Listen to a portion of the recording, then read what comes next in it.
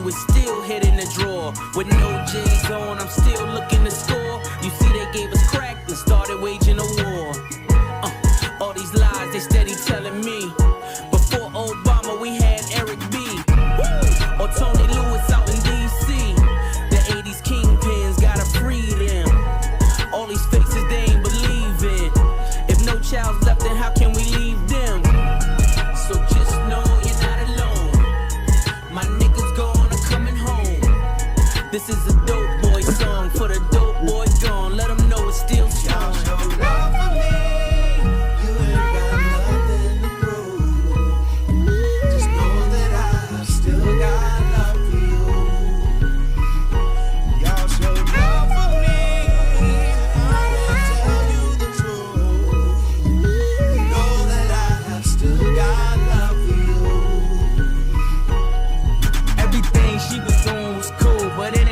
Though might have gave me head in the pool, that ain't your mouth though. Might have caught you clapping every Sunday at church. You still ratchet cause they play your favorite song and you twerk. Design a purse on your arm, about the size of a duffel bag.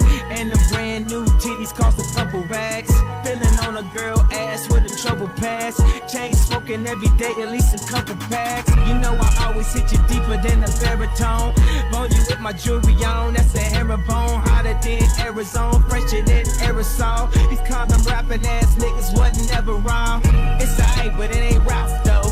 And unless your money talking, keep your mouth closed. We smoking Indo, Aldo, and Palo Alto. If this party ain't got hoes, my intro's my outro. Love for me, you ain't got nothing to prove. Just know that I still got love for you. Y'all show love for me. I tell you the truth. Know that I still got love for you. Y'all show love for me. You ain't got nothing to prove. Just know that I still got love for you. Y'all show love for me. I tell you the truth. Know that I still got love for you. Oh, yeah. Know that I still got love for you.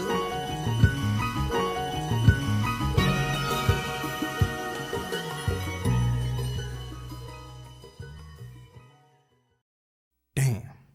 Forgot to do something. Let me see. Oh yeah. It ain't over, motherfuckers. The motherfucking saga continues. Y'all motherfuckers ready for a WA? Well, get the fuck up!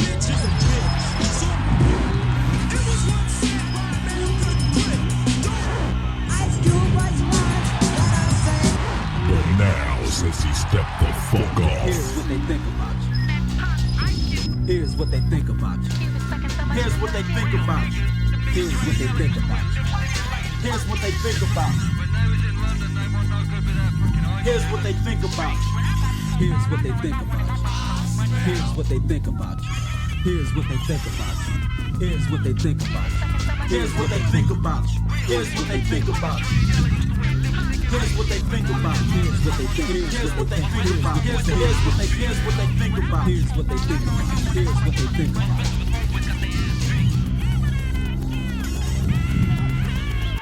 Fuck all y'all. Goddamn, I'm glad y'all set it off. Used to be hard, now you just wet and soft. First you was down with the AK. And now I see you on a video with Mission Lay, looking like straight bozos. I saw it coming, that's why I went solo. And kept on stomping. While y'all motherfuckers moved straight out of Compton. Living with the whites, one big house, and not another nigga in sight. I started off with too much cargo, dropped 4 niggas, now I'm making all the dough.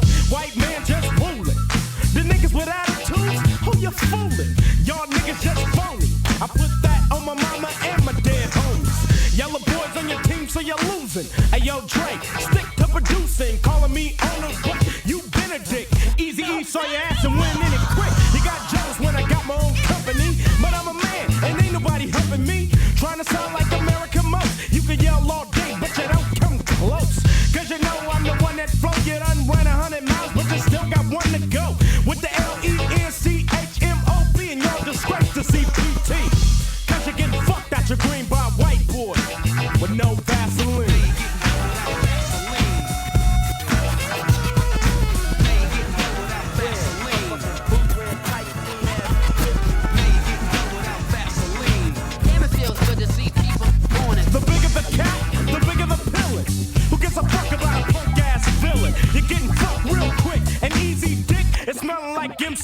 ain't shit. Tried to tell you a year ago, but Willie D told me to let a hoe be a hoe, so I couldn't stop you from getting gay. Now let's play big bank, take little bank. Try to diss Ice Cube, it wasn't worth it cause the broomstick fits your ass so perfect. Cut my hand out, cut them balls, cause I heard you like giving up the draws. Gang bang by your manager, fella, getting money out your ass like a motherfucking ready teller. Giving up the dollar bills, now they got the villain with a purse and high heels. So don't believe what Ren say, cause he's going out like Tooth the Kid tape. But I got a whip for you, Toby. Used to be my homie, now you act like you don't know me. It's a case of divide and conquer, cause you let a Jew break up my crew. House nigga gotta run and hide, yelling Compton, but you moved to Riverside. So don't front, MC Ren, cause I remember when you drove a B210, broke as a motherfucking joke. Let you on the scene to back up the first team. It ain't my fault, one nigga got smart and they ripping your asshole apart by taking your grin. Oh yeah, the villain does get fucked with no Vaseline.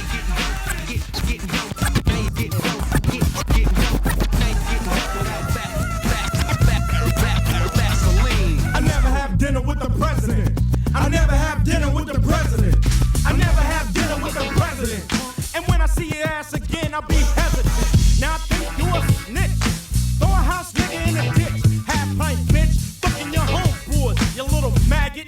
Easy E turn faggot with your manager, fella. Fucking MC Ren, Dr. Dre, and Yella. But if they were smart as me, Easy E'll be hanging from a tree with no Vaseline. Just a match and a little bit of gasoline. Light 'em up, burn 'em up, flame on, so that Jericho is gone. On a permanent vacation, off a massive plantation. Heard you both got the same bank account, dumb nigga. What you thinking about? Get rid of that devil real simple. Put a bullet in his temple. Cause you can't beat a nigga for life, crew. With a white Jew telling you what to do. Pulling wolves with your scam. Now I gotta play the silence of the lamb with a midget who's a punk too. Trying to fuck me, but I'd rather fuck you. Eric White, punk, always into something. Getting fucked at night by Mr. Shit Packer. Bend over for the goddamn cracker, no Vaseline. Motherfucking nose job having ass, motherfucking Jerry Curl like Ambi wearing motherfucking bitch.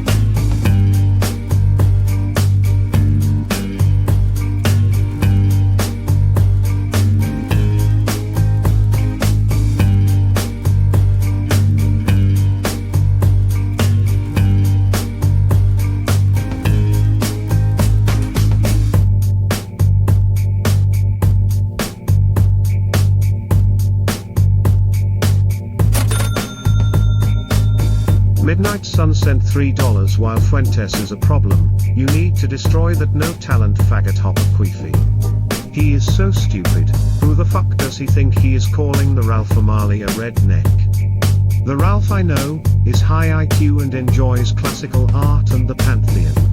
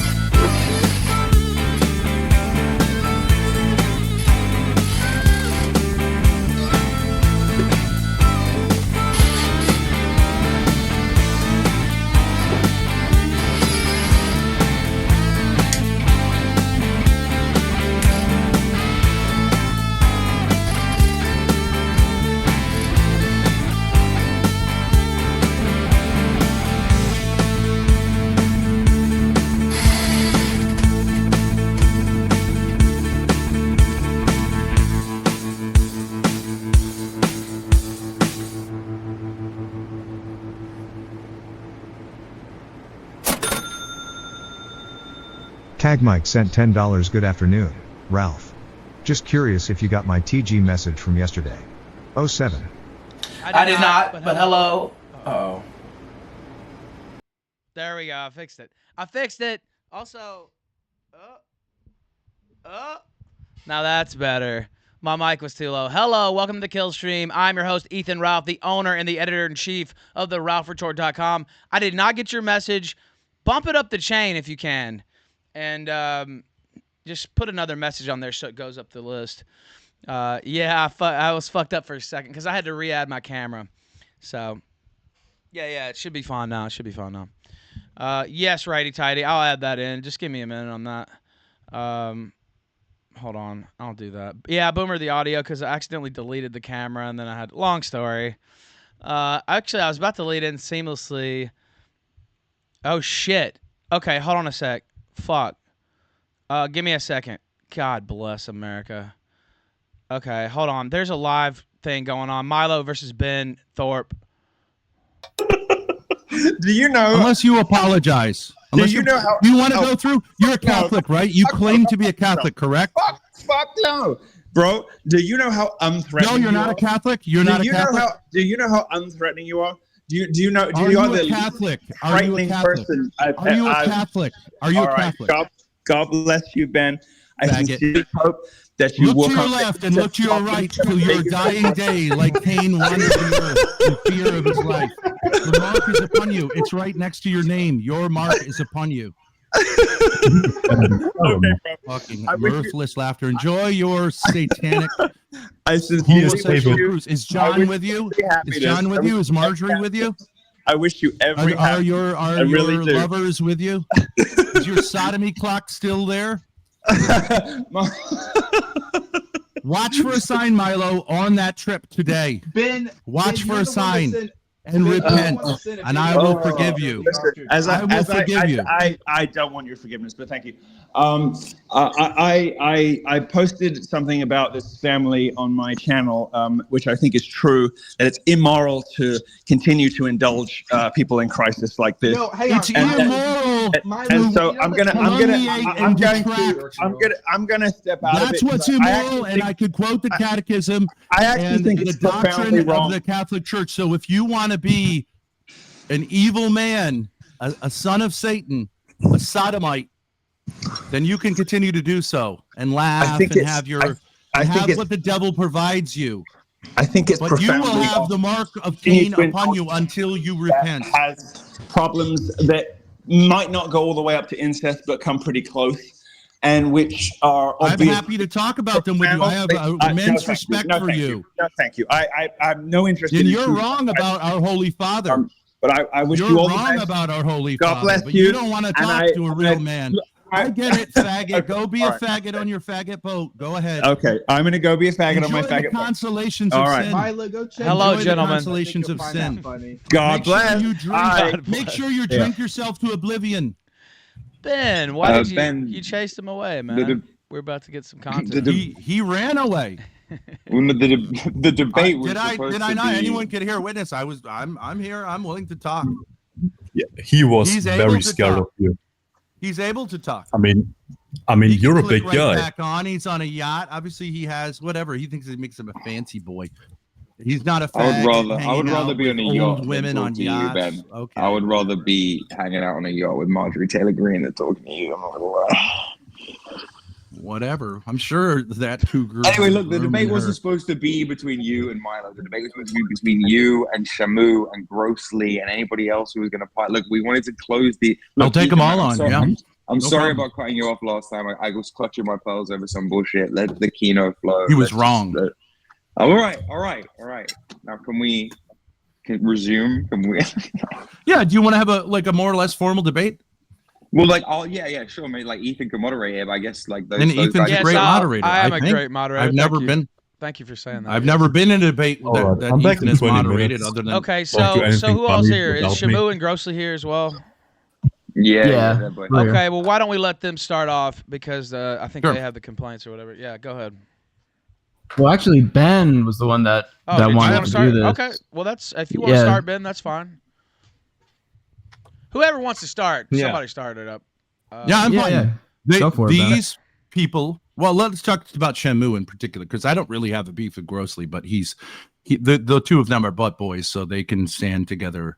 But Shamu has publicly made documentaries that now, like 4 of them, I think, right? Yeah, something like that. First one I had no beef with. The second, third, and now 4th ones I have beef with, less with the last one than the other 2. And I have said to him, and he will be honest about this, I have no problem with him quoting things or clipping things. I mean, granted, they're clipped out of context, but I stand by everything I said. They were secretly recorded. I have no problem with that. Anyone on the internet, even on Discord, should understand that I don't play that game of saying I'm a victim of being on Discord. Everything you say, you should assume there are trolls. Okay, but I do have a problem with the outright lies and slander, which I think would qualify as, in many ways, as what would it be called? Verbal is slander, right? Slander is against me. But also, in Catholic theology, it's not a legal thing, but calumniating, even if something is true, you should not, paint someone in a bad light. Can you give me an example? No reason to do so. So I gave you one example so I do have a problem with almost the entirety of the narrative and the titles given to. Now you can see the titles. Okay, that's The Darkest Family on YouTube. That's the. Well, you said I'll take a simple one. Rhode Island is the incest capital of the world. Yeah, it's like hyperbole. It's a joke because incest is only legal in Rhode Island and New Jersey. Okay, so that doesn't make something the incest capital. Yeah, but it's a joke. Just because you don't fucking get it doesn't mean it's like. Okay, well, on behalf of the people of the state of Rhode Island, fuck you for saying that about this state. Okay, fuck you. Now wait, let him finish. And go ahead. Right. Okay, so I'm just saying that's a minor thing. We could take almost anything you said. You said Ben admits to sexting his daughter when she was 15 years old. You changed that to when she was a teen. Okay, but you originally said when she was 15 years old, and that's a lie.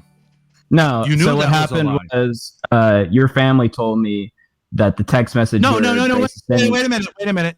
One person out of 8 in my family. Who else told you? No. So they said that the text message read. Who? Wasn't me. Wasn't Grace. Who? Yeah, John and your wife. So John and your wife. No. Wait, you're lying. One at a time, gentlemen. One at a time, gentlemen. So John found the text messages, but Courtney knows about that too. Okay. She didn't say that was. She has never seen. He never showed those text messages to anyone. You admitted in the clip that it happened. So the text. No, I did not. I did not admit it happened. That big dick up here, daddy. No. Wait a minute. I never admitted that happened. Yes, you did. Because I was never presented the evidence. But I said Grace may have said something. But see, you said yeah. Now wait a minute.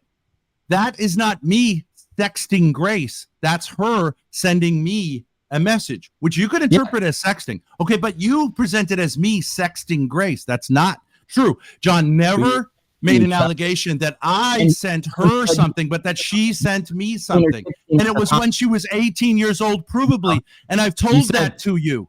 You said in a text that she was 16. I've proven that to you because I can tell you where it occurred. But your own son said she was. Yeah, I was going to say. I appeal for some moderation. Well, if I'm talking. You guys won't stop talking over each other, so there's only so much I can do. One at a time. I keep trying to say that. All right, now go ahead. I was told that he was given the floor to begin. I was told that I'm going to begin. Okay, so ahead. If he wants to take it now, go ahead. I'm saying, I first said the thing about Rhode Island. I stand by it. Fuck you on behalf of this beautiful state full of wonderful people for saying that about the state. Okay, that I don't take particularly personally, but fuck you anyways. But if we want to go into this minor detail, this one thing, it's just a lie from beginning to end. Now, it doesn't have some basis in something. Yes, I don't doubt that my son went through, but his story doesn't hold up to the most basic scrutiny. He went through my daughter's phone when he was downstairs and she and I probably watching a movie or something upstairs because he claimed that there was sexting going on between us. Okay, how is she sexting me when her phone's downstairs? How does that make any sense? Don't you have any sort of logical scrutiny? How would that make any sense? All right, now that's retarded. Go ahead, Shamu. He went through her phone because he wanted to go through her phone. All right, now go ahead.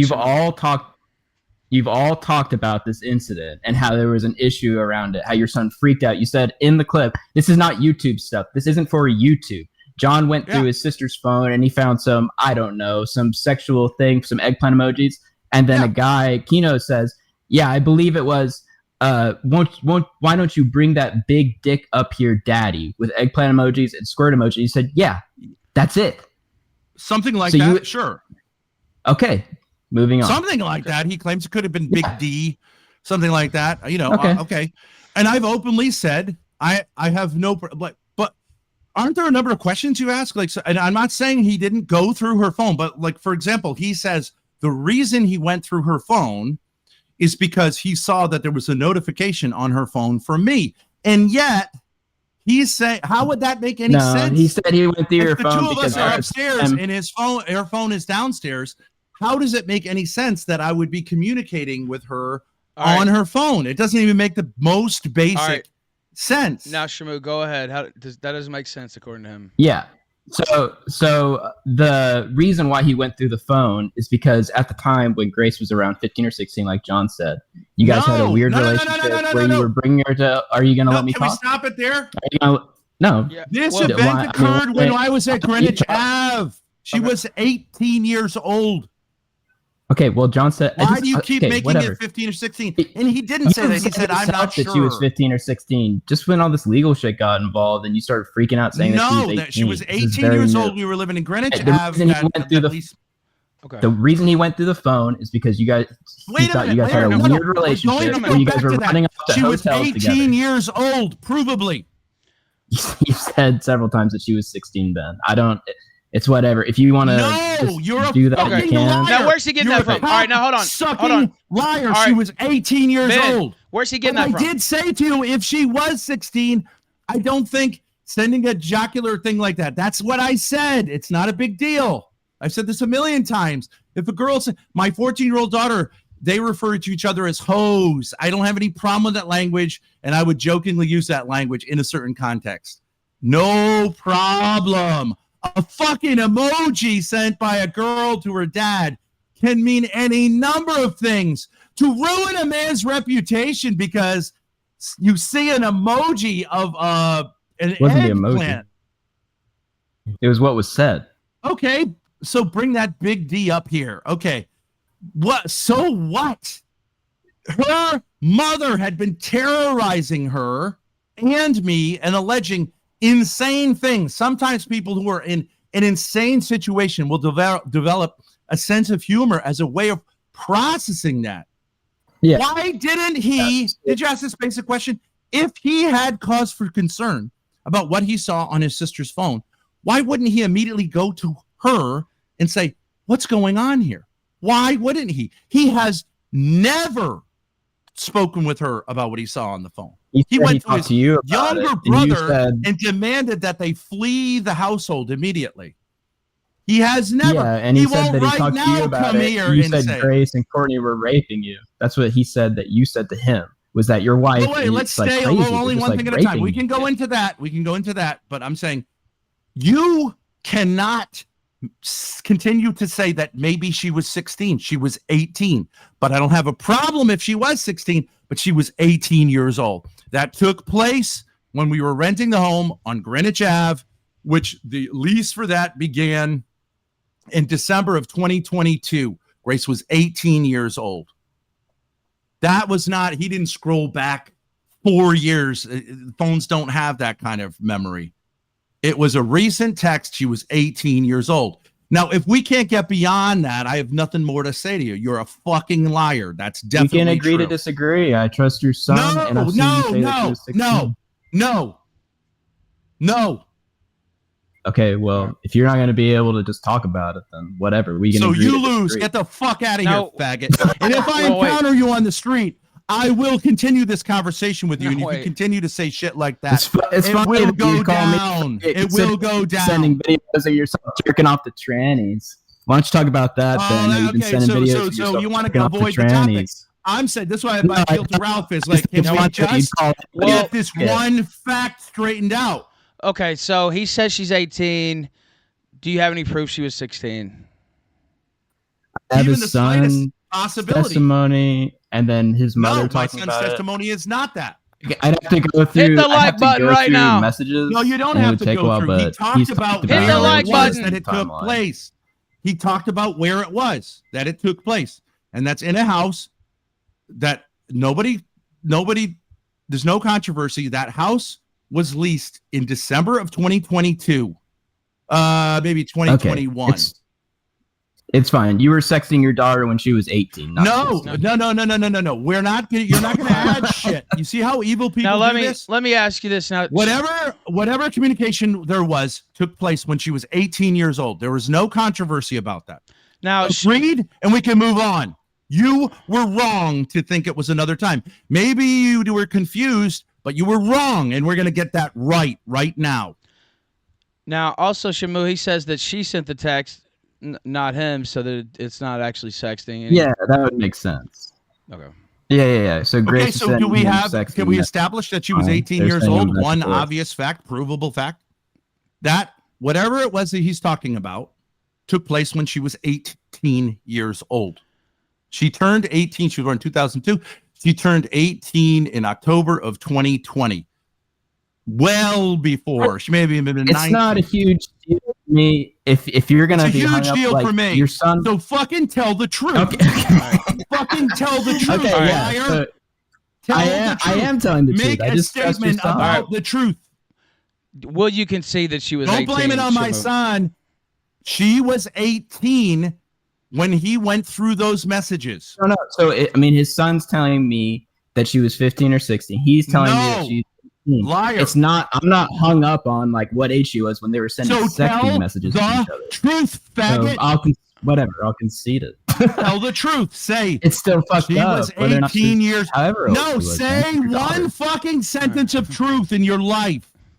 She was 18 years old when whatever was sent was sent. There's no possible way you can argue for an. You could maybe argue she was 19. I don't know. And your son is saying another. No, he did not say that. He did say that. He said maybe she was 15 or 16 when all this began. That message, which is the only piece of evidence which I've never seen of any of this other than the subsequent conversation I had with him. I will admit that. This is the only piece of evidence ever presented to anyone. What are you talking about? The allegation that there was a text message that was inappropriate sent by Grace. That's not the only You say evidence. it's me sexting with her, which it was not. But you have already admitted that. And now you're going to admit that she was 18 years old so we can start telling the truth instead of working lies in. So tell the truth, faggot, and apologize for having lied or misunderstood. That's what we're doing here now. Go ahead, Shamu. I don't know that, but that's not the only proof. No, you and Grace have openly talked about. Okay, so you don't know that. You don't know that. Okay, so you don't know that. You don't know the fact that took place at Greenwich Ave. Do you know that? I know what your son has told me and what you've told me. Okay. Did it take place at Greenwich Ave? Did that event take place at Greenwich? Yes, you do know. Yes, you do know. I actually don't. Explain. That's a different house you lived in when she was that age. Is that why you keep saying that? Or we moved. Right. We moved in December, and his mother wasn't living with us at the time. Okay, so if you're uninformed about this, that event took place, I believe, in like January, like about a month after we had moved there. Okay, so if you didn't know that, I'm telling you the truth, and I can prove it. But I'm not going to spend the rest of my life proving what no one has been. You may have been misled by my son, but he actually never said this took place when she was 15. When she was 15, no, he told me. No, he didn't. You're a fucking liar. I'm not lying. We can't even get one fact right. This took place at Greenwich Ave. He said he was downstairs. There was no downstairs, upstairs prior to that. We were living in an apartment. There was no downstairs, upstairs. Okay, so. He has never said this took place for 15, 16. He said things may have started when 15, 16. And I've talked about those things, openly talked about. When Grace was 15 years old, she would come into the bedroom with her mother and listen to the faggot. like I'm laughter, glad you mirthless know laughter. the exact date of this thing that you claim there's no proof of. I'm glad you can pinpoint the month. No, there is something that occurred. I didn't sex my daughter. It was January. Now, hold No, on. Let him go. She would come into the Wait. Because when someone has Yeah. to defend their reputation, Let they him have go. to get the Now, facts right. explain what you were saying when she was 15. When she was 15 years old, she was very alienated, and I started to see that there was a deep problem with her relationship, primarily with her mother, but also she was sort of unattached from me. And she would come in and watch TV with us, and we watched TV in, I think it was a queen size bed. And so this was the origin of where like all of this stuff came from, because I said to her mother at that time that, she seems a little old for this, and there's like a bigger problem. We should have a discussion about this. Her mother told me, and maybe she told me, no, there's nothing odd about this. She just sees you as a big teddy bear. There's no sexual. So I was like, okay, yeah, maybe it's just me. Whatever. Support the Maybe show it's if you just can, perfectly all fine. day. But Super you'd show, have hit to the admit goal. it seems odd. Nothing like that's a huge red flag, but it seemed to me disordered that someone that old would be, kind of just like, and sort of just watching TV and sort of being physically close with her parents. That is the origin of this, and that happened when she was in her when she was like, how old was she almost when she performed fellatio on the bottle between your legs? What age was Grace then? I'll tell you, I'll give you a factoid. I fuck your fucking mother every fucking night. Check your calendar. Check her anus. It's probably still bleeding from last night. No one wants to hear from your faggot ass. You know my mom's dead, Ben. What are you talking about? You fuck a I corpse? dig her up every night. I dig her whore body up every night.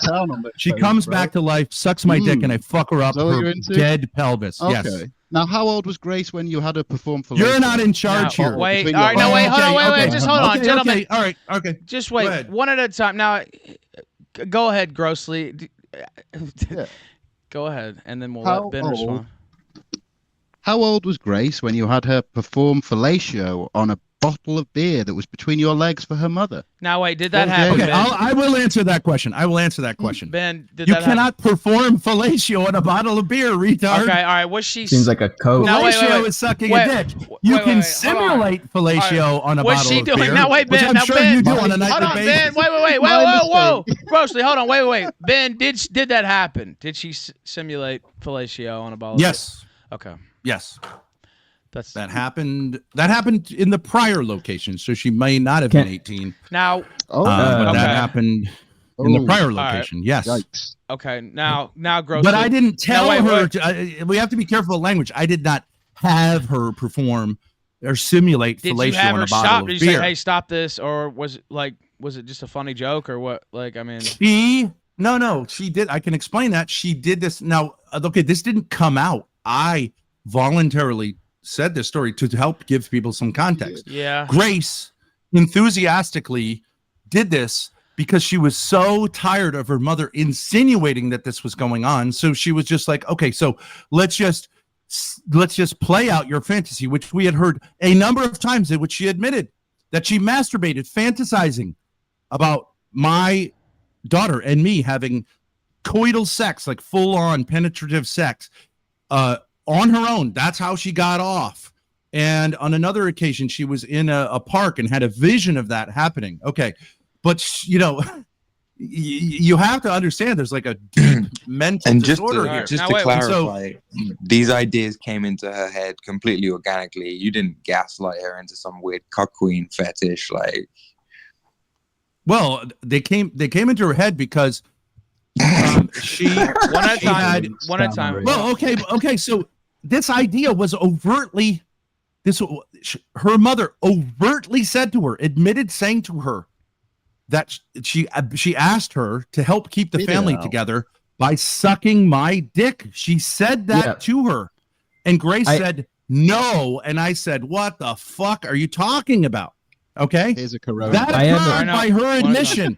Now, what is going on that a woman would say that to her daughter? It is not that crazy, because it's the same pattern that's been going on this entire marriage. Her mother is not capable of being was not capable of being a mother, so she parentified Grace when she was 8 years old and put her in charge of the kids. And then when Grace reached an age where, she was like, well, this spousal thing isn't working out, she proposed to put Grace in that place. And she was so embarrassed when Grace said no. And I said, that is crazy that she turned on us and created this fantasy. There's an incredible compulsion in women to not take accountability and be honest. I'm simply asking, the fantasy came from Courtney, right? I have a quote for this that will help. Okay, so this is a quote and there's a from court Ben. document that she swore under oath, which is also a fantasy that I beat her. Please, Ben. Yeah, go ahead, Shamu. So Ben says here, he says, the list of my abuse is empty except for the yo-yo incident. And then he goes, well, here's one. Courtney initiated lesbian sexual activity with Grace that Grace did not reciprocate. Sexual kissing, fondling of Grace's breast, and oral stimulation of Grace's nipples. Grace was over 16, so nothing illegal. Grace tolerated it because she thought it would help her mother stop abusing her siblings. But then Ben goes on to say, we were hoping that Courtney would be able to calm down and stop tormenting Grace for being attractive and stop desiring her death. Misguided, no doubt, but we were willing to try anything. I got her Right, but you're not reading the entire context. No, you're not reading the entire context. You're saying we, like I was orchestrating that. That was not me orchestrating it, but I was vaguely aware. You witnessed it. You were there. You said you watched it and that you witnessed it, and you said we were hoping. No, I didn't say I witnessed it and watched it. You said it was a plan outside of the screenshots that I have. You said it was a plan to get Courtney to stop obsessing about your dick. No, you're lying. There's no plan. It was spontaneous. Anonymous, it was a spontaneous thing between her and her mother when she recognized that Courtney had significant sort of self-image and sexual issues to say, look, instead of hating me, like I'm just a woman, and you're a woman too. We have on another occasion, I think you were aware of, like we asked Courtney to take off her shirt and like try to like say like, okay, you're an attractive woman, you can't be so despairing. You have a sexual, so it was an attempt, like a sort of therapy for someone who was descending into madness, which she has fully descended into. All right, now is that a common practice that you have your wife take her shirt off for your daughter? Is that like a common therapy practice or off the cuff? No, that was a one-time thing. I asked her to, I suggested it, and I said you don't have to. You actually did. And she was wearing a bra. Give me a break. Yeah, and how old was your Grace mother? On the other hand, I did everything under the sun, and she needed it because you're such a fucking loser. Go ahead, let me ask my question instead of spurging out. She died of a broken heart because you're such a fucking faggot. Hold on, let him speak. Go ahead, Grossly. And still, her spirit cries for anal sex. All right, now go ahead. Okay, Ben, that's good for you. How old was Grace when you filmed yourself coming on your belly and sent it to a tranny? How old was Grace then? That never occurred. Oh, it did occur. When you sent a video jerking off to a tranny, how old was she then? That also never occurred. When you sent a video, when you sent a video jerking off. Hold on, wait, all I have to say to you is that's not what occurred, and then you get it more and more accurate. Ben, let me ask Ben a question. Where is this allegation coming from? Which one? The one about texting the tranny or whatever. Is that even, you just deny that completely? That's true. No. Okay. But they turn it into something else. Okay, all right. No, wait, let him answer. Let him answer. Hold on, let him answer. What is the context? What's the deal? I'm happy to give you the context of that. So I have, like, people have been saying, like, oh, you're never going to get any pussy. And I admit it hasn't been right. Okay, so yeah, I know how it goes. One day I suddenly got, and I still kind of understand this, like I did get legit, like I got 2 pussy videos that were like unbelievable. And I don't know if it was the same day, but I got a woman, like putting liquid soap on her to wash her. Okay. Yeah. So for me, I've been out of the game 25 years. Okay. The tranny, Ben. Get to the tranny, please. Oh, okay. Okay, you're in charge. All right, wait, let him talk. No, just wait. Shut your fucking faggot mouth. No, just wait, Grossly. Hold on, wait, just one at a time, gentlemen. No, he won't let me talk because I'm speaking the truth. Just go ahead, Ben. Gentlemen, hold on. Ethan asked me for the context. I did. You don't want the context? Let him finish. Now finish your full story. Okay, so I received these. These were heterosexual. I actually went because I had been sort of trolled before, and I was like, "This is pussy, right?" And these guys, Chinatown guys said, Go ahead. He won't let me talk. Go ahead, Grossly, So, please. Don't talk. so I sent it to these guys. I was like, "This is legit pussy," and I was like, "There's no way that was like made on a surgical table," and it was beautiful. Okay, so they said yes, and I haven't been in the dating game. It's 2023. I don't know. I didn't used to have to like wonder if someone's even like male, female, what, and like I didn't really understand. Like to me, it was like biologically speaking, like it's foreplay, right? So like you've got a pussy in your face, you've got beautiful tits, and these women were gorgeous. Okay, so. To me, I was charged up, right? I don't think that makes me a criminal. I was charged up, and at a certain point, I was blue-balled because it all of a sudden went away. Now I understand that, like, okay, some women just want validation. They just want to turn you on. They want to turn on someone like me. I don't hold it against them, but I was kind of charged up, and so I was like, I got, we all know what I'm talking about. I was just kind of achy, blue ball, right? It gets, you're sort of like, what am I going to do? So I had at the same time had a very nice, I would say beautiful, like whatever, transgender girl who wanted to do daddy-daughter play. She admitted early on she was born male, and I was like, I'm not really into that. She was super nice, so I was like, okay, let's do a twofer here. I got to relieve myself. I don't masturbate generally, but in this case, I was like, I'm not going to punish myself.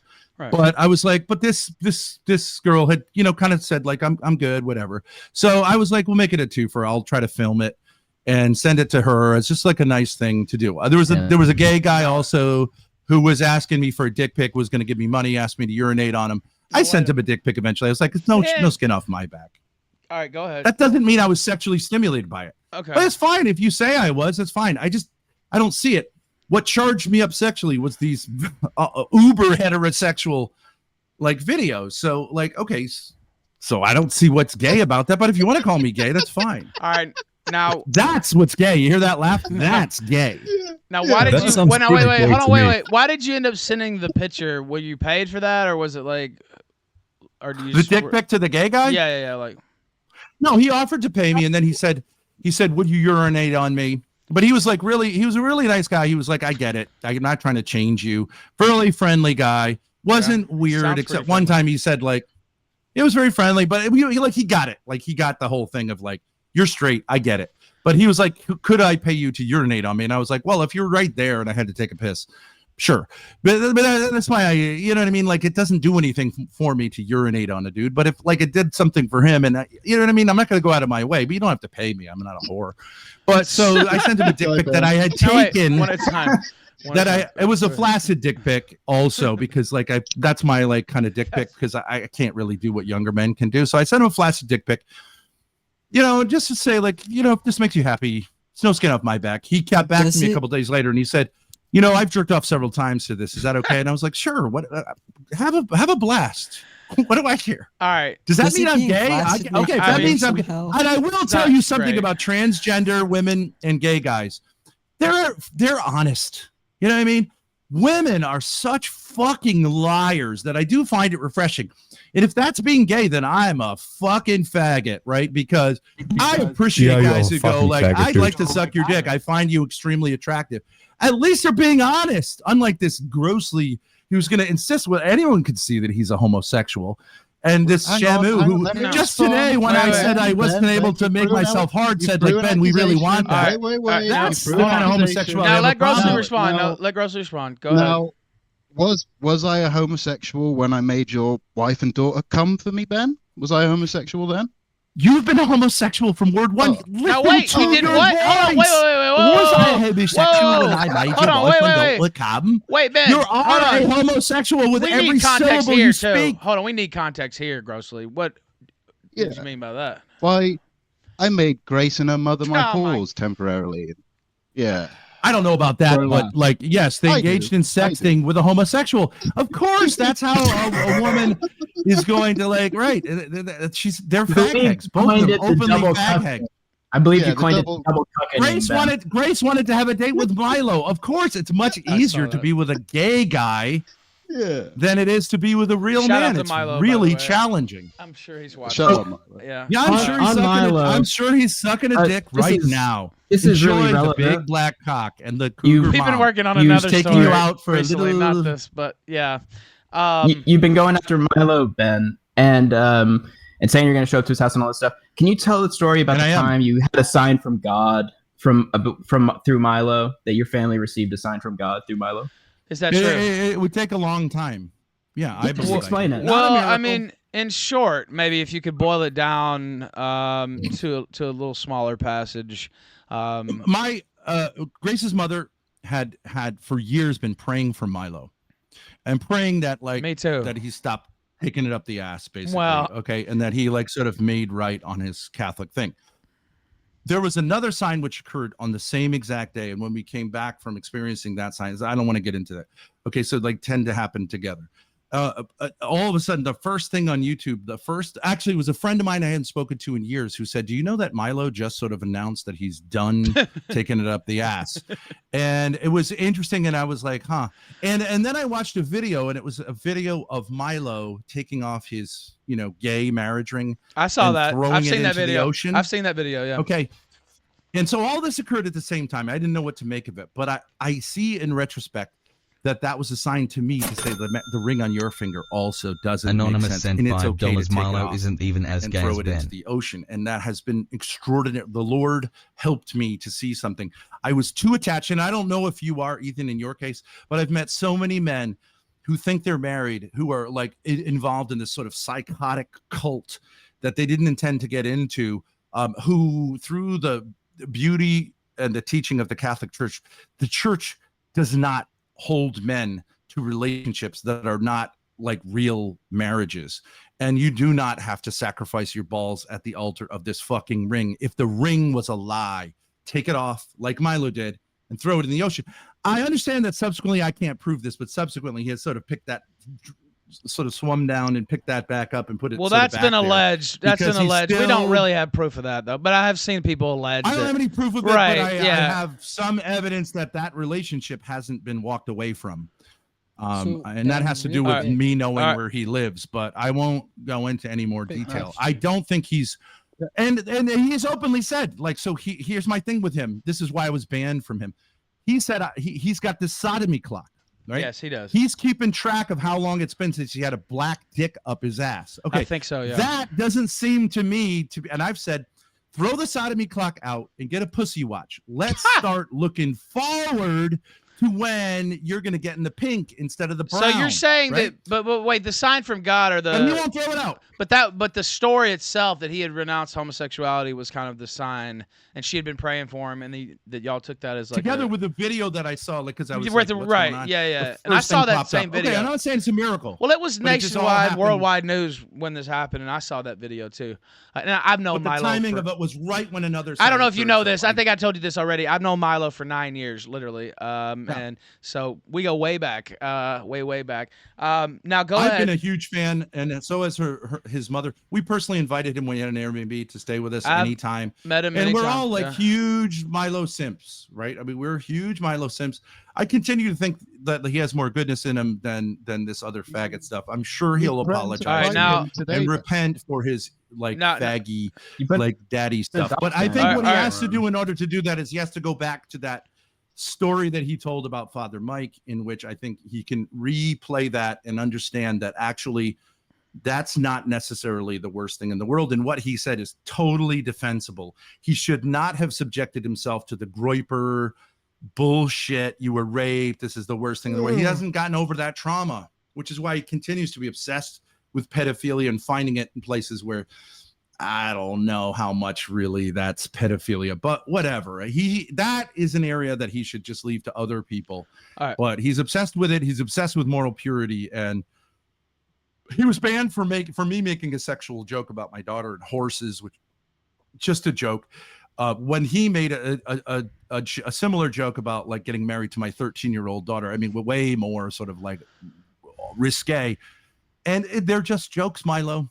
Stop with all the moral faggotry. Just fucking grow up. All right, now it's fine for men to banter. All right, now Shamu or Grossly, whoever wants to go next. I wanted to ask Ben about this. So, your wife and Grace had it out the other day, and her server. My putative wife.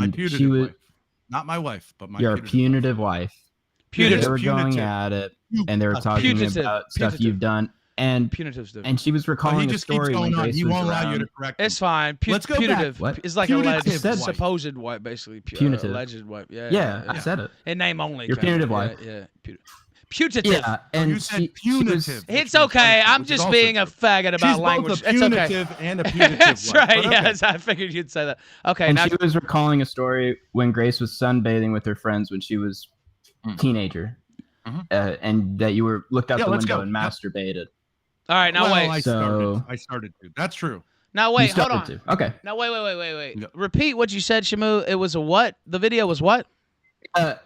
No. So it was his wife saying that, or is it putative wife saying that Grace, that Grace and her friends were sunbathing when they were like 15 or 16, teenagers, and then started to All right. Now how old was she? 18 years old. You keep doing She was that. 18. All right, now she said no teenager. one said 15 or 16. Okay, See so how you what? change it? So what? 18 years old, and you started to masturbate. Her friend was 18 years old. That's right. Okay, Ben. All right, now so what's? No, don't say it now like wait, you're a victim. Well, okay, well let's no get the one context. said 15 or 16 except you. Well, let's get the context from you. Now, what happened here? Where is this coming from? Like, what is the? Yeah, that's true. And this was prior to us moving. Okay, so Grace may have been 17, but her friend I remember was 18, maybe even 19. But anyways, they were sunbathing in the backyard, where we were staying. We were staying on the second floor, and I had a moment of, I would say, immaturity, where there were blinds there, and I put the blinds down, turned the lights off, and did kind of an immature thing, which is to look at I didn't ask her to come over there. I didn't anyway. But I started to say and at the time, just to give you some context, sure. the sexual activity when the marriage had dried up to nothing. So it was just this unbelievable prospect of sexual activity with this maniac. Okay, so a guy gets a little, I don't know, backed up, gets a little wound up, wants to look I never looked at porn, but okay, you get it, right? So I was tempted. I looked at it a little bit. I looked at her a little bit, started to whatever, and then it stopped. And then later on told her mother jokingly to kind of say yeah, I get it. It was stupid, right? I was stupid. Now, and so that was told to me as a huge deal. I don't think that's a big deal. I wasn't. Now, her mother said that I texted her that I was doing it at the time and that I let both of them know I was doing it at the time. That's not true. And I actually think what is the problem with that? Now, well, I guess so. Was your I guess what they're trying to imply is your daughter was out there at the same time. Is that true? Yeah, she was. Okay, so I guess that's where they're going with it, right? That she was a part of this too, and that I don't know. No, actually, the thing was that it's see, this is the thing that you and I have in common, Ethan. It's I think they have a massive problem with a man my age. So I was a little younger. I was in my 40s then. And I saw an 18-year-old girl and I had a sexual response, which I responded to a slightly immature way, but not in a creepy way. She never, to this day, I don't think knows about it. And, I think that's perfectly normal. If an 18, I didn't know she was coming over. I didn't prep for it. It was just kind of spur of the moment thing. And it was kind of hot. Okay. So I mean, I've impregnated an 18-year-old actually. Yeah. So I'm at the beach, it is what it is. She was 19 when she gave birth. Ass walks by me. Right, and a beautiful piece of ass walks by me. I don't ask what her age is before I have a response, but a beautiful. But I mean, that was a one-on-one relationship. I guess what they're saying is that Grace being a part of or next to it, you know what I mean, is the problematic part. No, they're not. They're saying the 18-year-old. Well, ask them. Okay, well, that's right. Well, ask him. Yeah, go ahead, guys. Because if I wanted to be a creep with my daughter, she lived with me. If I want to put a hole in the wall and look through the shower, I mean, come on. It was the different aspect was the friend. Yeah, my whole thing is just a pattern of behavior that Ben's a sexual degenerate. Well, ask them if it's wrong for a man to let's say it was a neighbor of mine who was 18 years old. They had an 18-year-old daughter, and I looked through a thing and got off. Is that wrong? I want to know. Will you tell them the story of looking at your neighbors through the window? No, I want to know the answer. I want to know the answer. To what? Is it wrong? Now you're saying it's like a peeping Tom type action. Do you see what I'm saying? Is that? Okay, but there are peeping toms. Usually a peeping tom is someone who lets you know, right? So he's at the window jerking off, right? That's exhibitionism. That's like invading her space. But if you privately happen to see, I did this when I was, in my 20s when I was living in Cambridge. There was this beautiful young woman. She was in her 20s who, would like leave her curtains open at night. And I looked at her and I felt a great amount of affection and also was turned on by her because she was beautiful. I never once made her see me, but I don't think that's such a big deal. If I, how did this story come out in the first place? I tell these stories because I want young men to not be so wound up, and men my age also to not be so wound up. If a man my age or 10 years or 20 years or 30 years older than me finds an 18-year-old young woman sexually attractive, ain't no problem with him. That's not a pedophile. That's a normal man. But do you see that they're trying to hang you with your own stories and words, basically, that you put out there? How are they hanging me? Well, I'm not saying they are. I'm saying they're trying to. I'm saying they're trying to. I mean, many of these are stories you told yourself. Do you regret telling some of these stories? No, I don't. Okay. No, I don't. I think the only person who wouldn't have, like, at what age, 50, 60, 70, 80, who wouldn't say, and you ask men and you look at what men swipe on and what people look at porn, anyone who would say that an 18-year-old fully stacked, beautiful woman isn't attractive is either gay, which is these two guys, or a liar, which is everybody else. Was she really hot? Like, out of 10, what would she be? The one in the backyard? Yeah. I mean, 8. Okay. She was more of the like booming system. She was more like the ghetto white girl. You know what I mean? So it's more of a black guy thing. It's not my thing.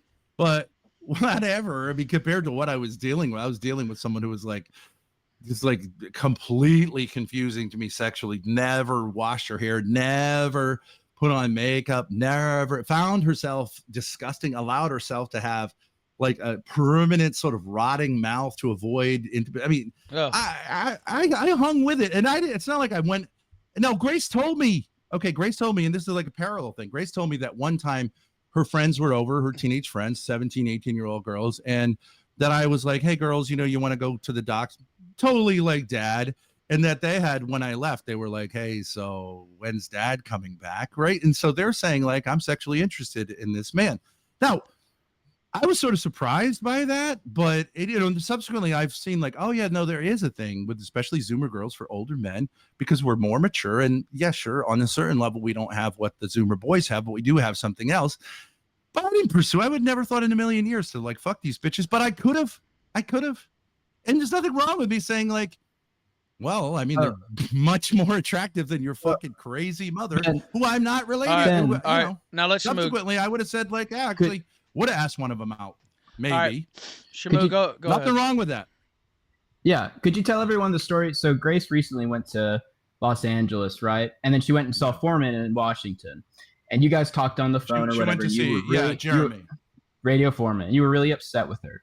So you made her go jump through a window. Can you just tell that story about how she went into the woods? I didn't make her do anything. Some pictures. I didn't make her. Okay, what did she do? Wait, just tell us what she did. When did this happen? First off, when did this happen?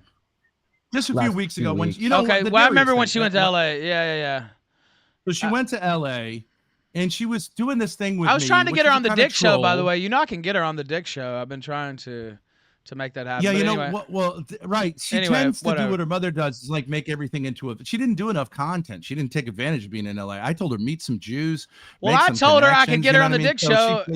My friend Dick Masterson. I don't know if you know him or not, but. I saw recently something with him. Yeah, and you also offered to fly her out to Vegas, fly her out to Mexico, right? Okay, but maybe that she's not mature enough to handle that, but like for content, by the way, by the way, not. No, I know. Don't say that. Don't say that and get me in trouble. We talked about doing the. We talked about doing the Yoba. We talked about doing the Yoba house too for content. By the way, there's already a bunch of rumors. About that, please don't fan the flames on that. I'll just beg you right now. But listen, I don't. It has to do with you and your situation. But from Grace's situation, she could sit on your dick. She's free to. I'm not in charge of her pussy. She could do that, not do that. You have to work it out. I am not. the custodian of a 20-year-old young woman's pussy. It's up to her. If she fucks you, she fucks you. You want to shoot a shot? No. This guy down I didn't here shoot with any the shots. big muscles No shot. wanted to shoot a No shot. shots. I'm No, saying no. he took a shot. So did Darius. Okay, if you fail, No shot. No shots were taken. her. No shots were taken. No shots were taken. Don't get me into this. This guy has taken a shot publicly and ejaculated onto his hands and showed it to her to say, like, what do you think? And she thought what any woman would think in that situation, which is like, gross, dude. To think this Right? guy is That's not how you shoot your shot. He shoots his shot on the autistic. wall next to him and showed her all of the semen that had collected there. Yeah, that's pretty weird. It's shooting a shot, but it's not really very effective. Cool, and she was so horrified she stopped talking to you. What's that? You sent the flaccid dick pic to a woman, and she was so horrified at your tiny penis that she stopped talking to you. Well, I don't know if she was horrified, but she said I like it, but she did stop talking to me. That's a long story. She That's called separate it a story. fungus. You couldn't even get hard for a picture, Ben. What the hell? And by the way, to be clear, Well, it turned out my dick was right. That was a fake to be clear, pussy. I looked it up last night. I was in Las Vegas. If you Wait, actually wait. got I want a to clear. woman Oh, to your wait. house, you fail to get hard and go into a homicidal rage and hurt her. What? Yeah. If you actually got a woman to your house, you'd still fail to get hard and you'd go into a homicidal rage. So what she did was best for you as well.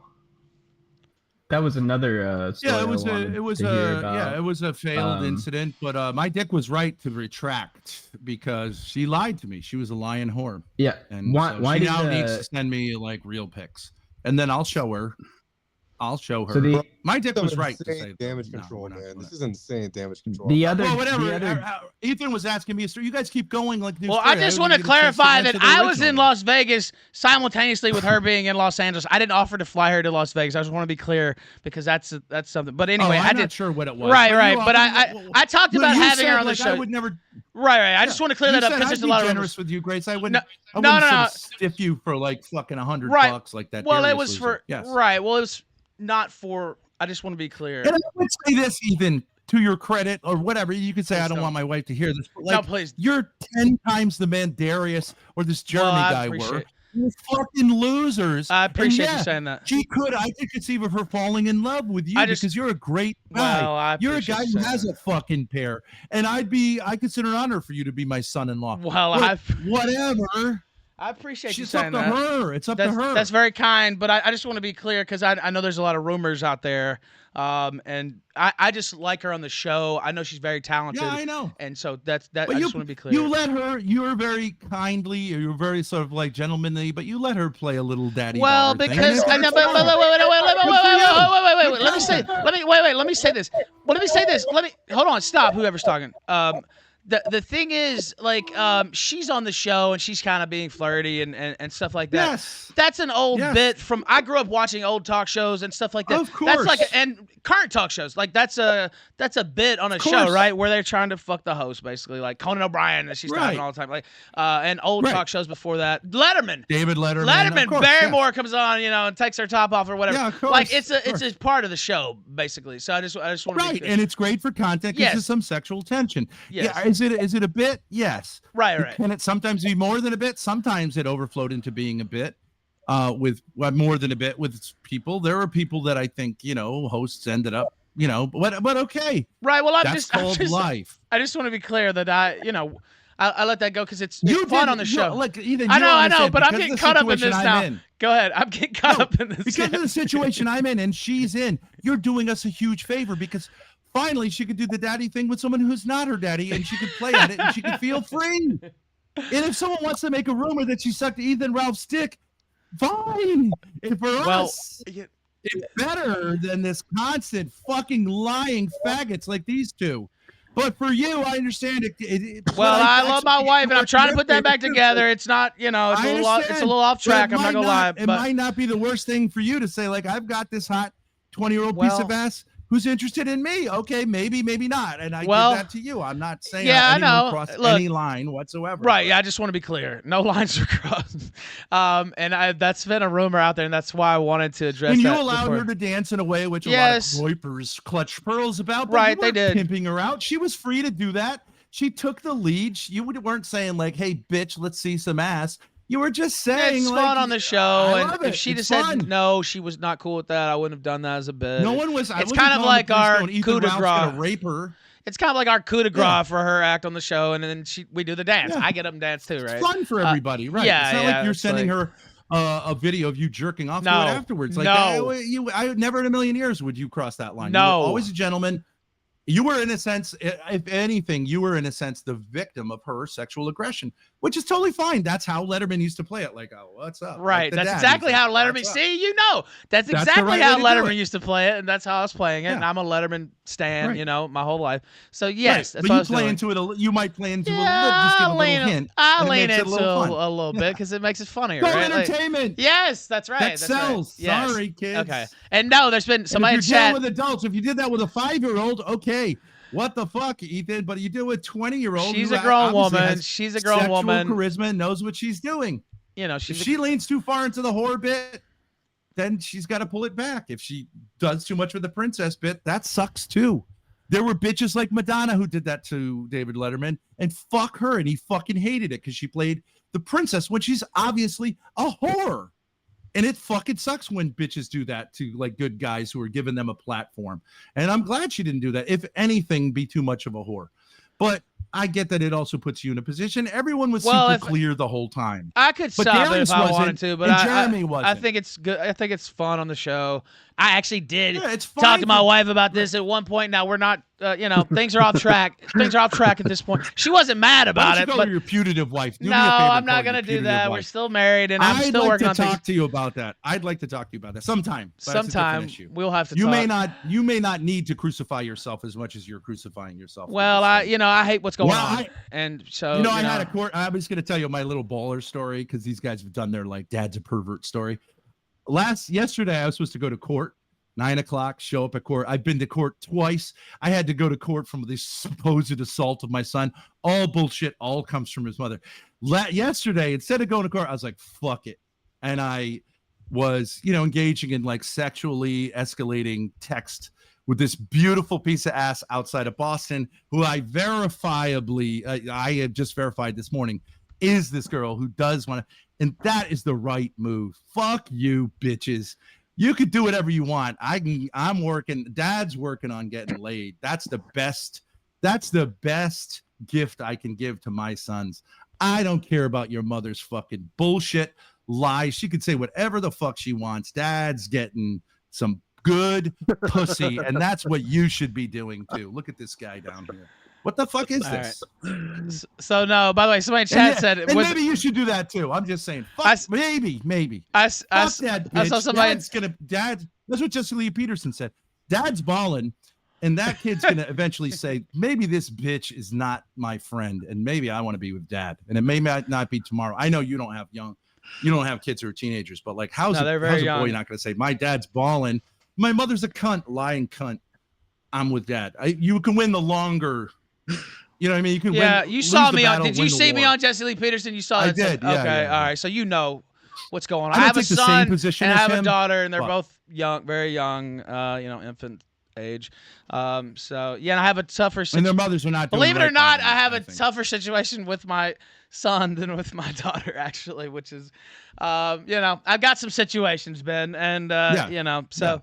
Anyway, you've been very open about it. Yes, you don't everybody lie knows about it. You don't cover shit up. No, you don't do what the Nick Fuentes group does. Well, you have to cover up. No, everybody knows about all this stuff. It's public knowledge. You know, it is, and that's a real virtue, by the way. I think like there aren't a lot of men who would. Well, that's why I talk about this Grace stuff openly too, because it's like, you see it on the show, and I even, again, I had a setback, and things are set back, so we haven't been in a strict communication a lot lately. But I remember when she first came on the show and we did this, I actually messaged my wife and I was like, hey, we're messing around the show, right? And she didn't have a problem with it. She's like, no, I'm just glad you're having fun, no big deal. So it's not anything that I'm doing. They always say that. They don't mean it. I don't know. I can't look into her heart. But I just want to say that publicly. Often works in your favor. When a That's true, bad but bitch realizes there's something better on the table, she may I'll up just, her game and say, I'll you know just what, say that I'm done being that a bitch. I wouldn't do that if I thought it was like disrespecting her or something like that. Yeah, yeah. That I basically she said go ahead and have. Clearly, You know what I mean? Clearly, Grace was. We have other clearly Grace was problems the aggressor. besides, you know what I mean, like that have nothing to do with Of that. course. So I just want to say that. Of course. That it's nothing about me disrespecting my wife or anything like that. Let me say, Right. she should know that. She should know you're an entertainer. If she's Well, I think she known does. you for years, she should know you're an I think entertainer. she does. You She told me shouldn't she did. have to say, I want you to let you know. Well, I was just trying to get ahead of the ball, Ben. Yeah, you know what I mean? Because there's a lot of people out here that talk shit, and there's a lot of people who say shit, and maybe she didn't see the whole clip Maybe or it's time to whatever. say, maybe I'm just saying, maybe it's time to say, fuck them. Think what you want, say what you Well- want. You're gonna do it anyways. Like, you had nothing to apologize to anyone for in any way that you've. I know. I interacted just with my wanted to daughter or clarify. me. I just want to Unlike clarify these some of two this losers. because that's a big thing that's out there, and so I just want to talk about it a little bit myself. Okay. You're now, clean as a whistle, but you don't have to be this guy who's like so clean. I'm saying like you've openly said like sometimes I get into substance abuse problems, sometimes I get Yes. alcohol problems. Is it okay? Is that okay? I think it's okay. Maybe you eat too much sometimes. What's a big deal? You're a Slow man. down. You have to be Jesus Christ 24 hours a day. You were a little drunk a day before the Fuentes thing, and these faggots say like, no, we can't have you there. Fuck them. That's called being a man. They should invite a guy there who's kind of maybe a little bit like in a tough position and say like, yeah, we're brothers. We'll drink with you. We're not going to judge you. Have another one, Ethan. no. You know what I mean? Like, I shouldn't drink just because it fucks up my life, basically. So Yeah. that's why But I don't maybe need to I've drink. been in. but I've known people who are alcoholics. Sometimes Well, I had yeah, a you gotta say, setback, like, stop you know? doing it. Other times, like, yeah, you have this fucking thing happen. Have some drinks, get a little shit faced, be with the boys. We'll take care of you. Instead, these fucking losers attack you. Where's the brotherhood? Well, What I you've thought brought that was to the fucked up. internet?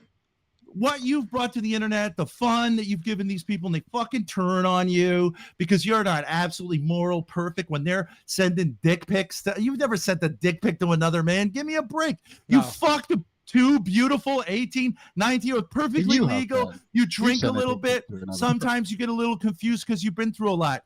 What is the problem with Ethan Ralph? Why can't we say great guy? Because unlike these faggots like Grossly and definitely Shamu, no Ben you Thorp, have that's for made sure. the He's a internet great a guy. fun He's a great place guy. to be. All right. Well, I Yeah. appreciate you. Count. I appreciate you That saying should that. count. I appreciate you saying that, and I do think they, treated me unfairly. That being said, I need to stay on the, just so I can do my Sure, business better. sure. I need to stay on the straight and narrow Sure. in my life, Me and too. it's just, Me you know too. what I mean. As far as that goes, so I do blame too. myself, and I know it set me back, marriage wise and all that stuff too. So it is what it is. And I shouldn't smoke cigarettes. I'm not Right. saying cigarettes are good, but I mean, you could sit there and there are people who won't talk to me until I admit that it's the worst thing in the world for me to smoke a fucking cigarette. You tried living with a fucking maniac for 20 years, and yeah, I enjoy having a thought friend you were who's the always maniac, there then. for me. Aren't you All right. manic Who's depressive? not All right, now, me. now Fuck let's these let's faggots. move it off me. I just wanted to address some of that stuff because it's like literally like I see it in comments every time she's on. And are they together? No. Yeah. No. She just comes on the show. I do like her on the show. I call her a superstar for a reason because I think she's very Yeah. talented, and I told her that personally. So anyway, But if you want me to tell you privately, or I mean, it's public now, but like she loves you. She's not like romantically in love with you, but she loves you like none of these other people on the internet. And it means a lot to her because she's been through fucking hell at her age. Do you understand what it's like for a girl who's never done any of the stuff she's accused to year after year? These rotten human beings spit on her tear and into kick her her in the and genitals. lie about her. This fucking cocksucker lies spit on about her? her. All right, now wait. He knows he's Why did lying you about her. spit No, wait. on your He's, daughter? and now you're 19 years old, Why did you All right. spit in your and she daughter's they still do it. all right. They know Stop it's spreading. wrong. They Calm know down. it's a lie. Stop They know it's spreading out. abusive. They've Calm seen her down. mother, Take and a they deep still breath. fucking do Fucking it. faggot. And so she does All right. appreciate. Take a deep Well, What a I, good I thank man. you for saying that, Gives her a and I fucking appreciate her as break. well. And I think very highly of her. I think you know that. Okay, now go ahead. Let's get it off me. I just wanted to address some of that stuff because I know it's a talking point and I know it's out there. Anyway, now back to the other stuff. What we were originally having the arguments about. Okay, now Shamu or Grossly, pick it back up. I just wanted to personally address a little bit of that stuff. Okay, go ahead. So I just want to declare that Sure. I've won every single point in this debate. So Okay, all far. right. Let's keep going. Now. You've been fucking Bergen long enough. All right. Ben. Yeah, you look dug like your own grave. So why don't you tell the story? Daughter thought, though, is it, Ben? It's not what your wife and A daughter bit. thought. He just sounds a bit. Send another Your video wife of and jerking daughter off to a tranny, Ben. Fuck. We've already gone over that. I won that. Yeah, you guys, you won, Ben. Yeah, I won that. Well, let's Ethan. Ethan, do you think No, that story, that story indicates that? Wait, I want to say this.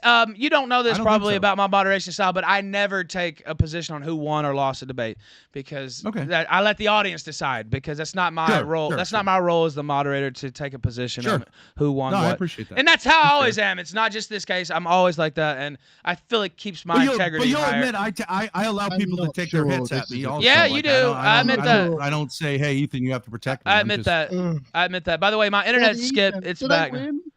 Look, I win? Well, he doesn't know that grossly that I don't take positions on that. Now, Grossly is a friend of mine. That's true. But he didn't say you don't sound like a faggot. I mean, obviously you do sound like a faggot. So. We're trying to give you a bit more rope here. Maybe it's the English accent, but it does seem a little gay. All right, now go ahead and I'll say this. Grossly spent a good part of his life trying to get dick pics of me through women. I just want to say this. I just get dick pics of me. I just want to say this. Grossly, it doesn't seem a little gay. Grossly is a friend of mine. Shamu is a newer friend of mine. And I do like those guys. I have nothing to do with their Thorp coverage. You know, I met you guys. I like them too. I met you guys after. You know what I mean? And so I don't have any. I've kind of made Shamu's career. I could have obviously taken him to court and whatever, gotten him off YouTube, but you threatened me several times. Yeah, of course, it's called trolling. Yeah, my doctor probably would. Have you you think I've actually investigated who you are? I haven't, right? You couldn't. Have I even banned you from my channel? Very rarely, when I can't take it anymore. But I invited you here, right? So you have a bigger platform than you would otherwise have, Shamu. We invited you. You're riding my dick right now. Are we? Oh, yes, you are. You send flaccid penis. Yes, you are. I'm bigger than you. Sorry. I'm bigger than both of you right now. Yes, I am. You're gonna fight. I'm not asking you to be terrified. I'm just telling you the truth. But you can say, no, we're ballers. You. Your kids don't have hot running water or electricity because you refuse to support. They have both. You're so another lie. My kids have both hot running water and electricity. Where? So your dad called you, and Grace released the call where he's pleading with you guys to help your children because they don't have hot running water and the gas bill is paid and neither has electricity. You're pleading. Wait. You just said pleading with you guys, me and Grace, to help your children. See how that works? You think that Grace is the mother. See how it works? You're saying you guys got to help your children. He's talking to you, Ben. No, he said you guys to help your children. To you. That's how this fucking mentality works. Weird scam. All right, one at a time. Her mother can pay all the bills. I didn't think that. Her mother can pay all of those bills. And we were working on that. She can join us, and all the kids can join us. But instead, she despairs. I can't talk. All right, so you fucking talk. Just one at a time. Yeah, I've been begging for the one at a time, but go ahead, Shamu, and say whatever you want, and then we'll let Ben get back in there. Well, if he wants to answer that, he can. Or if what's he the wants question? If you want to tell the story, let's get back to the Washington story when she was at Foreman's house and she took those pictures in the woods. Yeah, I don't know. That's not what happened, but go ahead. All right, so tell us. Yeah. The Washington story was, so the context was she went to L.A. Now, people were said I sent her to L.A. That's not true. She just went to L.A. But we had a very close, I think you'd see this, Ethan. We had a close relationship. We've had a close relationship as creators. I help her out a lot. I coach her. And she just like sort of, even when I took her to the airport, she didn't arrange it in time that I could avoid like getting into a gray area as far as the restraining order goes, because like I had to give them an emergency ride or they wouldn't have made the train and wouldn't have made the plane.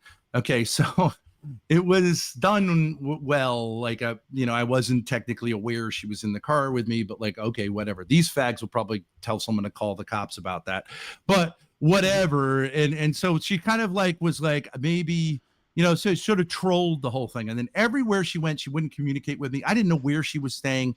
She didn't communicate with me. So in a sense, she was like trying to break free and see how it went. But at the same time, she would constantly tell me like, I'm feeling uncomfortable. And like when, so I had to be this kind of like, hero at moment's notice, right? So at the same time, like, it was like, fuck you, I'm not going to communicate with you, and I don't want your help. Interesting. Okay, but I did get sick of it. And so what happened with Darius is the smack in the face, the throwing in the thing. Yeah, I didn't like that, Ben. I didn't like Ben. I didn't like that. I'm gonna be honest with you. But that was right. That was. I mean, I give him credit in the sense that, like, he put his career on the line to try to act like a man. But they just came from me kind of saying when he was here that, like, he lacks something, and he's trying. You know how a young person will sometimes desperately. He lacks a like, maybe 9mm in his mouth. Yeah. But go ahead. Well, like the black boys who want to be a baller and they go and kill someone because they want the big black boys, like the gangster guys. He should do that. Think they're cool. I think so. I'm just kidding, by the way. Don't do that. Don't get me in trouble on my channel. Go ahead. He does have those issues. You know, he has a black father who is largely absent, so he has a kind of daddy. And you know, I want to help him through that, but you gotta take it slow. You can't just desperately do things to show you're a man and then act like a baby when the consequences. You know, you gotta live the part 24/7 of being a man, which is hard to do, right? And there's a lot of things that make you want to just annihilate yourself, especially in our culture. But it's tough. It's like being on the cross to be a man. So anyways, she did this routine. And then it was this, like, you know, trolling him, which we did before, trolling him, leaving and going to this other guy in Seattle, who is a guy. I mean, none of these people, Darius, whatever, like, it's not going to go to rape. It's not going to go to, like, serious violence. He barely could even get a slap on her face. And, like, you know, whatever. She's welcome to do whatever. But, you know, she's doing her own thing, but at the same time wants to play the victim. And when she went to Seattle, she super played it. And she played it up like it was like a serial killer. So they're out in the middle of nowhere. And I understand the difficulty of that. And the guy was kind of being needy and inappropriate. But she like was whispering on the phone with me and all this stuff. So it was like, I don't know. I can't. So I did tell her to jump out the window because, like, she didn't want, he was kind of following her around, not in a creepy way, but like in a needy way. I told her to jump out the window, and talk to me outside. Because this whole, like, whispering shit, it's like, it's annoying. So at a certain point she went outside and I was angry. And one of the ways in which, like, you know, men show anger towards women is by having them sort of humiliate themselves. So I did have her sort of humiliate herself for me outside on a FaceTime call. And, you know, I get how that's a little bit off, but I was, like, really frustrated. And see, here's the thing a lot of people don't understand. Women, so she had this sort of, like, you know, this was become in her mind sort of half of a, like, a psychosexual sort of, like, you know, serial killer situation. They get pent up and they need to sort of, like, troll themselves. Girls, women need to sort of play that out, right? You've been with women, right? There's a certain part of them that wants to be dominated. They like it when it gets a little hot. They don't mind it when it goes, I've talked about this a little overboard. I've gotten in trouble talking about this. Yes. They like to be choked. They like to be slapped. I mean, yes, this is true, but usually in the context of sexual. This is your daughter. Act, right? I understand that. Yeah. I understand it's my daughter. Okay. And how did she humiliate herself? She, you know, kind of played out some of those things. Nothing crazy. Nothing that I wouldn't like what see in the course of, I don't remember exactly what, but, like, you know, she took some of her clothes off outside in a kind of scary situation. That's it. And I was like, okay, that's fine. So, okay. You know, and I feel like, yeah, like, I've had enough of this. If you're going to be this kind of, like, I am a dangerous sexual being, like, go do it in the woods. Yeah. Go do it in the woods. And, you know, look around every bush to see if there's a guy who's going to come out and rape you, whatever. It was perfectly safe. She wanted to do it. And I talked about it. Okay. You didn't catch me doing that. No one caught me doing that. I think that's borderline. You know, maybe I shouldn't have done that. Fuck you guys. So, like, you told her she was walking around naked in the woods. Is that what you're saying? Like, sort of. I didn't, you know, you don't know. Put the phone down and she was prancing around naked and acting like it was super scary or whatever. She was taking selfies basically. And, you know, whatever, girls like to do that. I was like, just, you know, like, just whatever, it's safe. Just, like, you keep doing this thing of, like, trolling me, so troll yourself. And it's perfectly safe. A lot of other girls would, like, I don't know, there's a certain way in which, yes, she does have an unusual sexual sort of thing with me. She got too close with me. with her mother, and she's been working to like straighten that out. But like, not everybody's perfect. I'm sorry. Not everybody's totally normal. Maybe some girls do have like inordinate daddy issues. I don't think we should shame those girls for that. And as long as they're doing it, like working that in a safe way, I think a man can be tolerant. It's better in a sense to like, kind of work things out like within a safe environment than to go jump on dicks and like, put men in jail and all this stuff. Sometimes I always tell guys and girls, like, what you should do is call your dad, and it might be rough with your dad if you have dad issues, but like you're not going to solve this problem by being a whore and shaming your dad from afar. Just go be a whore, just go tell him like, whatever it is you have to tell them. And if it gets a little rough or a little weird, okay, fine. But like, don't do this to strangers. Don't go out there.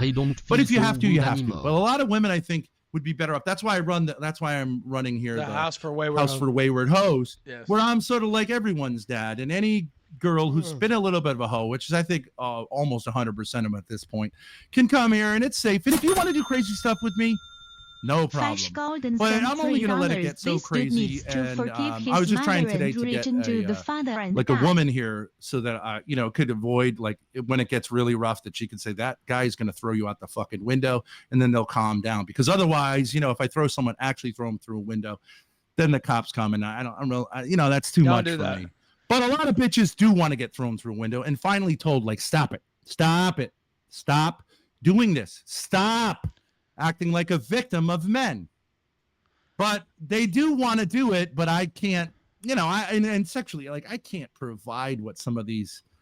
I had a woman yesterday, a beautiful woman. She was saying, like, I'm not going to masturbate you. And she went like this, as if I have a tree growing out of my crotch. I can't live up to that, So, but girls want to do that. If they want to do it with me, any girl in the world other than Grace, like, I don't have a problem. I'm a gentle touch. If they want to be a little dirty around dad, I don't think that's the end of the world, but I don't want to get him pregnant and have him go to the abortion clinic. So that's my one rule. But like, I don't know if Melina, she keeps saying, I want to have a baby. I told her, if you want to come here discreetly and I'll drop some genetic material into you, beautiful Scandinavian genetic material. We won't tell anyone. You can go back to that blue hair and tell them you're pregnant and you have this beautiful child emerge. It doesn't look anything like this.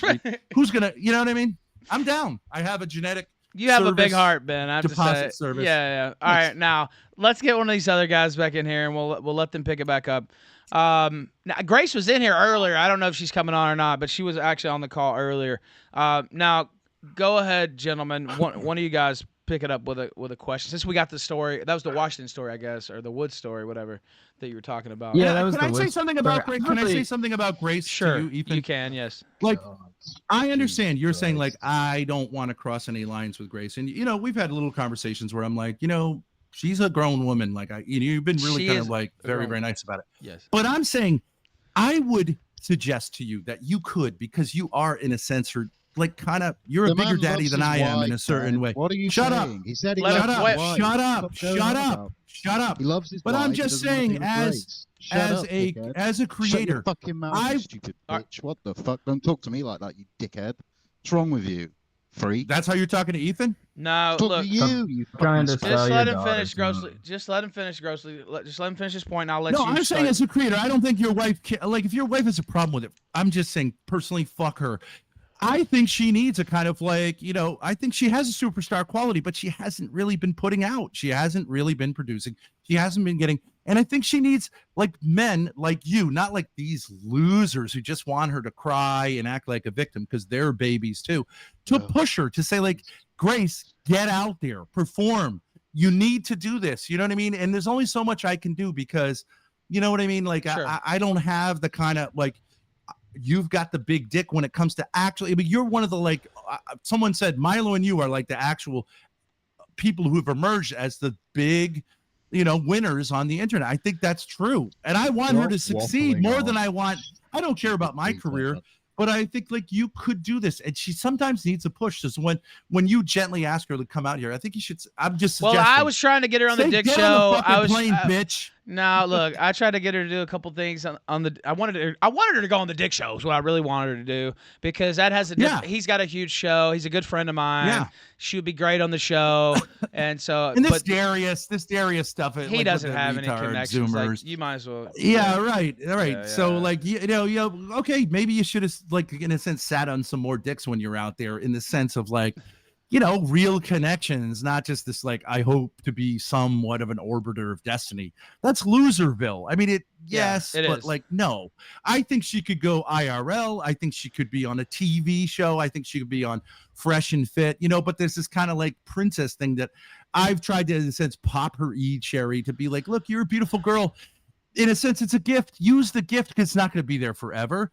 And there's nothing wrong with these kind of losers who want to hurt her and tell her she's ugly and tell her she's a loser because they're so fucking insecure they can't let a good girl admit that there's talent. I'm saying, don't be afraid on my count to be more aggressive and say, to say like Grace, get on a plane, make it happen. Don't cry. Stop being such a baby. I get all the trauma, but like we've all been through trauma and it's unbelievable with her mother. But like, move on. You know what I mean? All right. Stop bothering your dad. Now let Grossly get back in there and Shamu, whoever wants to pick it back up. And we'll try to put a bow on this segment with you at least. Now go ahead, Grossly and Shamu or whoever. Grossly, you were talking before. You'll never put a bow on it because Ben loves the sound of his own voice, which is why he watches every stream he does after they finish for hours on end. I used to. Narcissist. You still do. Well, don't pretend like you that. watch Well, them twice and jerk off while doing so. I don't watch them at all because they're deadly boring. But Bamboo said he's watched every second of my content, both Discord calls. Yeah. He said he's got 3,000 hours to review. And he's obviously a homosexual who's sexually obsessed I got with me. sick of listening to you waffle on. Well, then fuck off. Go away. Fuck off. No one needs you here. Look Who who's not said, letting like, oh anyone my talk God, we now. can't do this Stop without this spurging English Stop faggot. spurging out. Stop spurging Just spurg out. some Calm more, yourself Ben. Wait, Alright. am I the English faggot? You're the ones for you don't have anything more to say. It's over, Ethan. I won on every level. These guys are a couple of losers. I could go They on have for a hours place, about but your it's always going to be at the many bottom. degeneracy, the long list of degeneracy that you've committed, Ben, whether it's sending penis pics to gay men or coming on your belly for trannies, it's never ending with you. And it's never going to end because you're going to fucking troon out by the end of the year. You hang around every day with Discord trannies, this is just non-stop, bullshit at this with point. fucking Whatever. Do you have freaks anything and more to say? It's weirdos. like It's not bullshit. It's a debate. Ben. You can't let Try him and talk talk. over me. You can Let try him and talk, talk over retard. me, You're a but it's not fag, gonna Ben. end. You spend Listen to the every voice calling me a single fag. day Okay. hanging around with Discord trannies, trooning out, watching sissy hypno porn because you're a fucking weirdo, Ben. You know that, don't you? You're a laughing stock. You're a freak. You can masturbate all you want, Ben, but don't send me the video because I'm not fucking interested. You weird. Yeah, you are. Oh yeah, You're am I? fascinated. Am I Yes. interested? How many Am times I have you mentioned me Why you masturbating fucking kill yourself? in this faggot? in How the about last that? hour? Why don't you blow your brains out and give me a nice pretty How many gig? times have Do you that. mentioned me masturbating in the last hour? How many Ballpark, times have 20, you 30 masturbated on your times? belly? Yeah, because I'm fucking shocked and disgusted by your actions. I'm Yeah, disgusted 'cause by you the way saying that you that to a treat your tranny Okay, makes so you a you're fag. fascinated. You're saying I'm not interesting, but sick. you're fascinated by the idea of me masturbating. Who fucking cares if I masturbate? Why is it so fucking interesting to you? Why does your I'm life laughing at you. revolve around me masturbating? It's funny because it's fucking funny, Ben. That's why. It's funny What that a you jerk-off masturbated and loser. come on your belly for a tranny. It's How many funny. times have I inquired as to your freak. masturbation habits? Masturbatory- Zero. Ever. Masturbatory. I don't care.